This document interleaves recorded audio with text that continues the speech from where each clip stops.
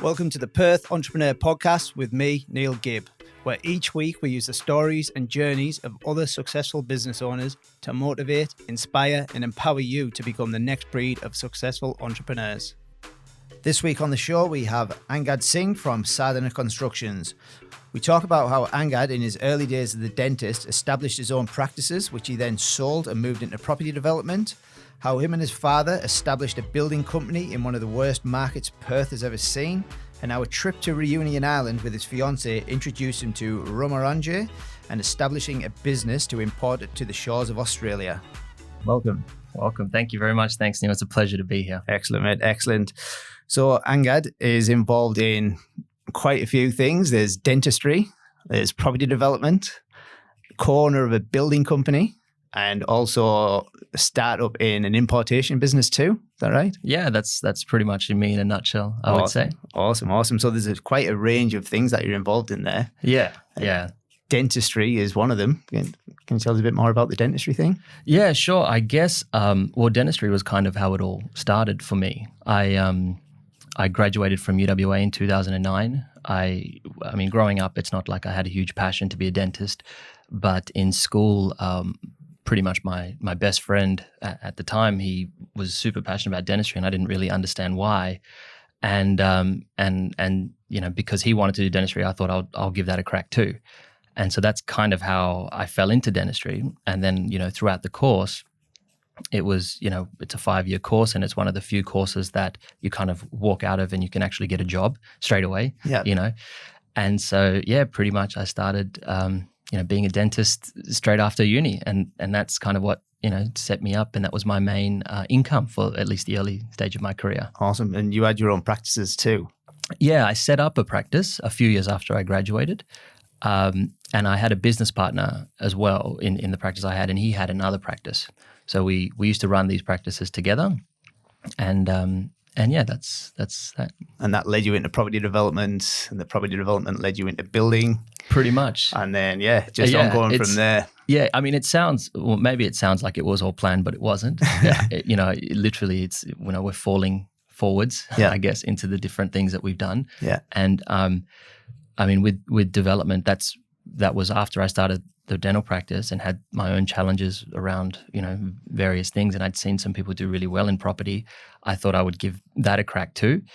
And so I started developing real estate around the same time. Dad was actually running a building company. Mm-hmm. And then as things went on, we thought we should take that on as well. And then my partner, she is from a family of rum makers. They've been making rum for over 175 years, and they've won a bunch of international awards, and they've got some really, really great juice. So after visiting her family and trying, particularly this banana flambe flavored rum, I just thought we just need it here in Australia. So that fell into that as well, I guess. Yeah. Well, for me, when I look at you, you've been incredibly successful, and you're younger than me. Only by a couple of years. How has it all come about? So were you born in Australia? Were you born in Perth? No, I wasn't. I was born in India. I moved to Australia when I was 4. Mm-hmm. So really, I should say my parents moved to Australia and brought me with them. This was in the early 90s. I think 91 we moved over. Around that time, I think I have very few memories of that time, but it was just after the 87 crash. And my parents had moved over as skilled labor. So my dad was an engineer, and he had moved over with the hopes of getting a job here. I know they were from a pretty good family in India, and they were doing pretty well over there. Mm-hmm. But there's just certain things in India that just are just not good for a kid growing up. Yeah. You know what I mean? I think I heard this estimate recently that if you walk around in a city in India for a day, it's the equivalent of smoking a pack of cigarettes just from pollution. Right. So imagine trying to bring your kids up in that environment. Yeah. So, and then the education system is very, very competitive. It's very hard for your kids to get ahead in life and things like that. So my parents, mostly for me and my sister, moved over here. It's a classic immigrant story, isn't it? They moved over here in the early 90s. And then I spent most of my life, pretty much in Perth from there. Yeah. And your dad got a job as an engineer when he first moved over? It took a little bit of time. Yeah. At that time, it was very tough. Also, he had a turban. And I don't know if that contributed, but certainly, he didn't look like everybody else, and he didn't speak like everybody else, and probably that mattered more at that time than it does now. Yeah. So he really struggled to get a job in the earlier years. And, they were pretty much doing odd jobs. I think mum was working at like a food packing factory. And dad was, he actually went on to do some more study and doing his, he did a Master's of Engineering Management, which funnily enough has become very valuable to us today. But they were delivering papers. They were doing pretty much whatever odd jobs you could think of. And obviously we were supported by the welfare system at the time. Yeah. And we had state housing. We lived in a tiny little 2-bedroom apartment. I think I used to have a mattress on the floor, next to my parents. Before that, we used to actually have to share with some cousins as well. Right. And I remember like when we were growing up, my parents would, they would wake me up at ungodly hours of the morning as a small child. I must have been like 6 or 7 years old. And they'd put me and my sister in the car, and then they would drive around. They would park the car somewhere. One of them would go deliver papers in the area. The other would watch the kids. And then they'd come home by 8 o'clock to get ready for their day jobs. Like it was, it was pretty tight back then. They worked incredibly hard. Do you think this sort of fuels the passion that you've got now and the passion that your parents have got too? Do you think it drives them now, remembering them hard times? Yeah, definitely. It definitely grounds you. That's for sure. I think that seeing how hard they've worked and how far they've come, certainly, it puts things into perspective, and it does make you believe that you can do more. Do you know what I mean? Absolutely. Yeah. Absolutely. So school-wise, then, what area did you grow up in Perth? So we lived with some of our family friends in the southern areas. I think it was maybe South Lakes or something like that. That was when I was very young. And then when we first got our own house, we actually lived in Maylands. Oh, nice. At that time, that's where the state housing was. Yeah. And it's crazy. Like, Maylands is a great area now, but back then it was a bit more rough. Yeah. And so we lived in Maylands. Eventually, over the years, as my parents started saving money, they finally got enough money to put a deposit on a house. And the first house they bought was a house and land package, actually, built by, I think it was Summit Homes in a Satterley estate. I mean, it doesn't get more Perth than that, right? and that was in a little area called Kinross. Yep. I don't know if you've heard of it. And at that time it was a sand pit. I remember I've got photos of me playing around as a kid in the sand on the block next door. It was just absolutely empty. And I don't even think the train station was there. There's a train station in Currumbine now, so it was just before the train station started. Yeah. So that's where I spent most of my, from about the ages of about, let's say, 9 till about 14, 15. And then after that, we actually moved back to Maylands. Yeah, right. We've been there ever since, yeah. So you went to school sort of around the Joondalup area, then finished off down in Maylands? Well, my primary school, I went to Kinross Primary, but my high school, I was actually on a scholarship. So I went to Shenton College, which is a quite a nice public school, very, very well regarded. I don't think we could have afforded a private school back then anyway, but I'm sure if I thought that was necessary, my parents would have found a way to make it work. But Shenton College was a very good school with a very good record. And it was only an hour and a half away from my house. But other than that, it was a really good school. So that's where I went to school. And do you think that sort of led you into the dentistry game then? Do you think you were surrounded by people that spoke about, because I know you said your friend mentioned it. I think so. For those if you don't know where Shenton College is, it's in Shenton Park. Back when I started, it was called Hollywood High School. It's in Nedlands, so it's in the western suburbs. A lot of people there they come from wealthier families, but there's a lot of everyday people as well. It's not like some of the private schools in that area. But definitely, I think that the average quality of the teachers and the students is better than some of the other schools. So I definitely think that if I was in a different environment, I would have turned out differently. Yeah. I think that's a very formative, period of my life, and it's just lucky that I found friends that were like, that actually cared about school and wanted to do well, and did well. Yeah. And at what age did you realise that, or did you decide that you were going to go down the dentistry path? Because I know this sort of set you up for everything else in life, so we need to sort of find out why this happened. Sure. You won't believe it, but actually I changed my preference to dentistry on the very last day that you were allowed to change. So what had happened was you have to submit preferences and then you sit your exams. And my initial preference was actually engineering, because my dad was an engineer. Mm-hmm. And my sister was a doctor, and I didn't want to do what my sister did because I just had a little chip on my shoulder, let's say. So it was medicine was out for me from the start. But during that year, you have to, if you want to get into a health profession, you have to do what's called the UMAT. It's like an aptitude test. And I wasn't even going to sit that, but my friend at the time, he very passionate about dentistry. He wanted to get into dentistry. So he wanted to do the UMAT. And I remember he was actually studying at my house one day, and he was like, "Why don't you do the UMAT with me?" And I was like, "I can't be bothered. Like, why would I do that? It just seems like extra work for nothing." And my mum was like, "Look, it's a couple of days off school. What have you got to lose? I'll cover, just do it." And I was like, "A couple of days off school, you're going to pay the thing." I was like, "That's actually a pretty good idea." So I ended up just randomly sitting the UMAT and did reasonably well in that. And is the UMAT a test?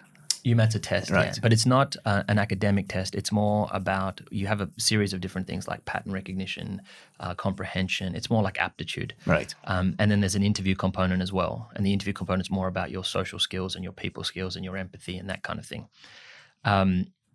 It's designed such that it can, because they don't, or at least at the time, they didn't want just academically talented people. They wanted more well-rounded individuals in medicine, dentistry, physio, that kind of thing. So I just randomly jumped into the UMAT, and I'd done pretty well. And then engineering at the time, I think, had a much lower requirement to get into than dentistry. And I figured on the last day, I was like, look, if you go for engineering first and you get it, then that's that. But you can't, like, if you say no to that, you may or may not get into your second preference, which was dentistry at the time. Mm-hmm. But if you put dentistry first, you may or may, if you say no, you'll still get engineering for sure. So I swapped my preferences on the very last day after having a chat with my friend about, what do we do? Do I do engineering? Do I do dentistry? I had some friends and cousins also that were doing engineering, mm-hmm.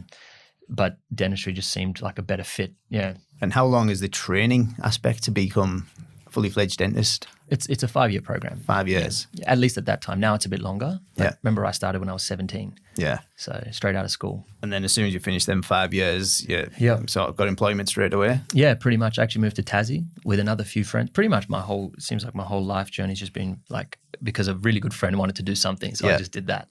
But yeah, a really good friend of mine in dentistry wanted to move to Tasmania. He had a grandma that was there, and he wanted to be closer to her. So he wanted to move to Tassie, and I thought, well, let's do that. That sounds like heaps of fun. And so 4 of us in the end ended up moving over for a couple of years, and that was where my first job as a dentist was. Yep. And that was an awesome job. Actually, I was put in a role which probably sparked my interest for business and management, and that to a large extent. Right.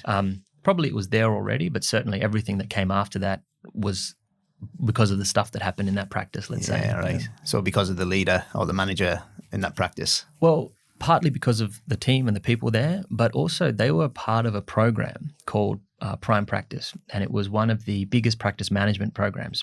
And so they were all about setting up systems and running workshops and doing all that kind of stuff, right? And my boss, pretty much he was happy to let me do whatever I wanted. So, and as the role of the dentist, you don't typically do anything other than, see patients. But I was, putting together like policies on how the reception should talk to new patients. And I was just, because I was interested. Yeah. And under the guidance of the practice management company. And also because all the workshops are free for the team, I was just a workshop junkie. Let's put it that way, right? So I went to all of them. I went to every single one that I could. And some of them like were around communication and things like that as well. So, a lot of my ideas around how communication should be with both patients and our clients now in the various companies probably comes largely from the learnings in that practice with that team. And also, those people ended up being quite instrumental when I set up a practice as well. Yeah. So did you realize at the time that you were learning skills that you were going to eventually take into building your own practice, or was it just going with the flow and not really knowing what was coming next? Yeah, I think I did. I think I always knew I wanted to start a business, but I guess it wasn't like I think, everyone that's probably done something looks back and says how little they knew back then. But it's kind of like, let's say it was like a dumb like a like a dumb insight. Like I had no idea what I was in for, but I did think that's what I wanted to do, even though I had no idea. Yeah. And how old were you when you got inversed? How old were you when you first set up the first practice or got involved in that first practice? Okay, so 17 I graduated. So 18, 19, 20, I probably came back to Perth around 2021, and that's when I would have set up the first practice pretty much straight away. When you were 21? Yeah. Right. So how does a 21-year-old become, it's hard enough becoming a dentist, but then to go out there and set a practice up, that again takes a lot of skill. Does it take a lot of money to set one up? Yeah, well, it does, but it doesn't have to be your money. Like I think when I look back at it, it takes a lot of courage and a lot of stupidity. It's probably a better way to describe it. So what happened, and this is, I guess, another thing with the people that I had met in that first practice. So and especially when it comes to getting the money. So what had happened was I was at a seminar or a conference, and these people were one of the guest speakers at this conference, and there was like heaps of other dental people there. And on the last day of the conference, this particular company had like a networking drinks, yeah. And I still remember it so clearly. My boss had invited me because it was more for the practice owners. It wasn't really for everyone else. It was more for their existing client base of practice owners. Mm-hmm. And I remember because he actually called me, and I woke up at 4 p.m. Just, we were pretty young, big night before. I got the phone call 4 p.m. and he's like, "Oh, this thing starts at 5. Are you coming?" And I was like, "Oh man," I was like, "Yes, definitely, I'll be there." So I got out of bed. All my friends are still asleep because we've obviously planned something that night as well.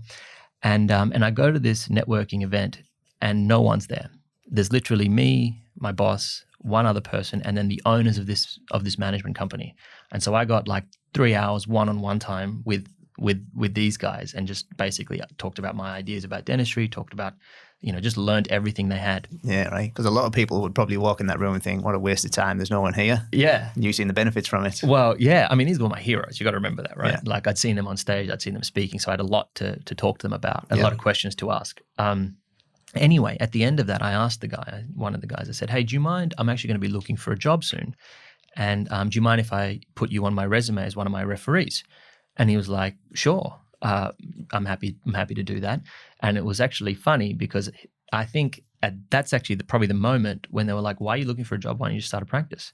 And I was like, "Shit, because I'm too young," and all of these beliefs that you have, like I don't know what I'm doing and I need more experience and all of this. And he's like, "Nah," and he said to me, he says, "Any skill that you don't have, you can buy." And then it kind of just like sat with me for a little while. But so I put him on my CV. But over the next few months, as this kind of simmered, I'm thinking, I was like, why don't I just start a practice? And so that's probably kind of one of the things that started it off. Yeah.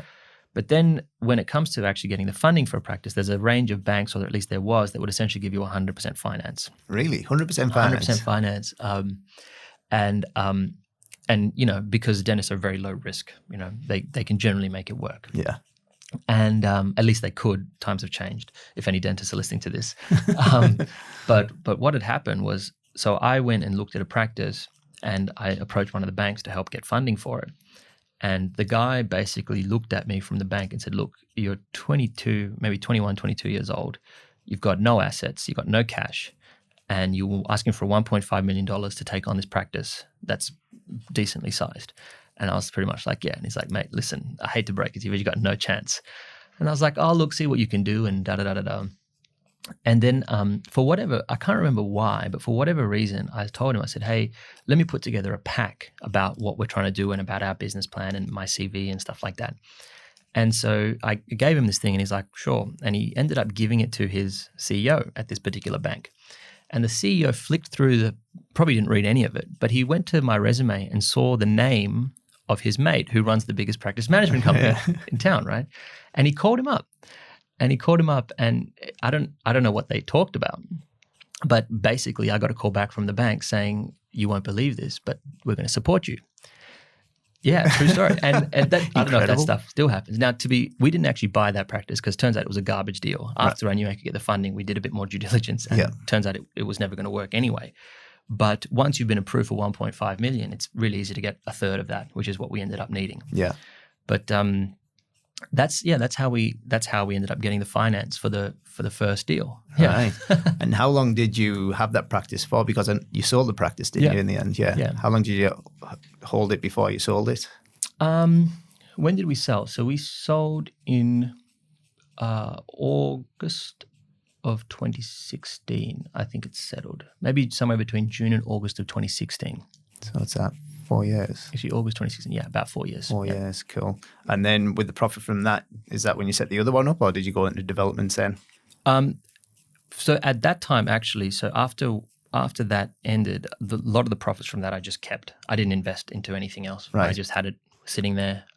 Some of it was paid out over time as well, so it wasn't like a cash, it was just like a one-off Like cash a payment. payment plan sort of thing. Exactly. Yeah.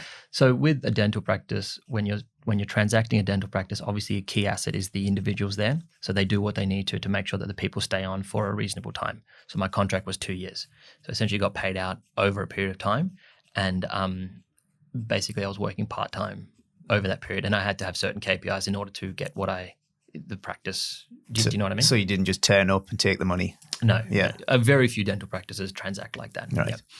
Yeah. But anyway, so that's what had happened. But pretty much for those 6 months, I was working 2 days a week and just chilling. Yeah. Nice. It was all right. And in February of 2017, that's when I, obviously you can only sit still for so long. That's when we started the building company. So some of the profits went into that. Yeah. Some of them just went into other little things that I ended up buying. Yeah. So just on developments then, because I know alongside the dental practice, you had the developments going on the side, is that right? Yeah. Yeah. And what sort of areas were you targeting when you were doing developments? Yeah, look, pretty much when I started, I had a mentor who I'd seen do really well, and he'd done really well in the affordable space. So I pretty much just took his strategy and copied it. Yeah. Yeah. That's how I got started. No point reinventing the wheel, is there? Well, sometimes there is, but let's put it this way. So at that time, we were doing more affordable areas, your Gosnells, your Armadales, your, those types of areas. Yeah. We shifted more into the nicer areas. We're looking at, let's say we want to be retailing 3x2s at maybe mid 400s is probably about right. Whereas back then we were targeting like 300, 320 was okay.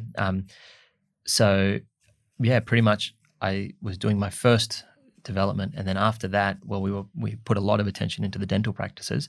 So I was just ticking along, and I was doing some stuff with my dad as well, but it wasn't a huge focus in the middle of that journey. Yeah. So it's just like a bit of a side hustle. Yeah, exactly. I mean, and those case studies that I showed at one of my seminars, those were done on probably 2 hours a week, and just little, just a little retain and build or something like that. Yep. Yeah. And that's because you leveraged everything out to people that knew what they were doing, and you just sort of overseen it. Yeah, pretty much. Excellent. Yeah. I had good people. Yeah. So the building company. What's your building company called? It's called Sadhana Constructions. Right. And it's very interesting how you've gone from dentistry through to building. It's a very different background, different industry. Yeah. What led you into getting into the building company? Yeah. Well, so what had happened is Dad was already running a building company beforehand. And that building company looked like it was probably going to wind up. And at this time, remember, now it's February 2017, so I've been sitting still for too long. I want to do something. And I'm just looking for that thing to really dig my teeth into. And what had happened was I had just seen the team deliver an exceptional project. So we had been invited to tender on a project for 20 apartments, and it was by far the biggest thing that this team had ever done. This is Dad's team, by the way. Yeah, for the old building company. For the old building company, yeah. With the old building company, let's say. And, and the reason that we got that client was pretty much Dad had a very strong personal relationship. He's actually got a very good reputation. Lots of people really trust him. He's, over the last 3 decades, he's really proved that he's a good person, and people really, rely on him for lots of things. Yep. So someone had relied on him to do that for him. And our initial tender was about 400K less than the next best bid, and we were 4 months faster. Now, initially, when you see those types of things, you think we've screwed up, we've made a mistake, we've missed a cost, we've done something, it's not going to work. But after, examining that in a lot of detail, what we found was that the project engineers that were running our residential projects, they had experience in much, much bigger projects, hydropower plants, that kind of thing. And so they were applying their commercial principles to this 20, and this was really the first thing big enough for them to really get excited about. Yeah. And so we were asking them, like, how do you manage to save this amount of time? How do you manage to save this cost? Our cost for this is less. And, Group Breathe saved something like $50,000 on side cleans by just adjusting the process. It's a ridiculous amount of money. So, but again, it's easy to say these things. It's a different thing to execute. So that project finished in February of 2017. So I had just seen that team execute perfectly on something that and they'd just done such a great job, and the client was really happy, and that client's actually stuck with us now and is building more. He's building his personal house with us now. Yeah. So executed perfectly and saved the client $400,000. Yeah. And everything he said worked. So he drew up plans about how he's going to manage the trades on site. He had to actually have like a parking diagram because there was too many cars at one point, right? But he was able to essentially say that this could be done and execute, and he was right.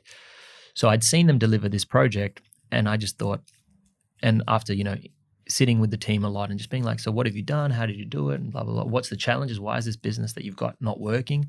There's lots of reasons, but it's almost always a combination of the people aren't working together well, or there's not enough work, or whatever. And it was all of those things and some more. And I just thought. And after that, after me interviewing these people for a long time, it became clear to me that they can deliver better quality faster at a better price than the rest of the market, and they've proven it. Mm-hmm. And I'm thinking, there's a business here. There's just got to be something here. We've got such a great team. We can't just let this go, fizzle out. Yeah. And that's when I said to Dad, I was like, look, if that's going to end, we're going to do this ourselves now, and I think we can make it work. And why was it going to end if they just delivered that project to near perfection? Why was the building company going to end? Yeah, because everything else their on-site stuff was really good, but there was a lot of other challenges with the business. Right. Okay.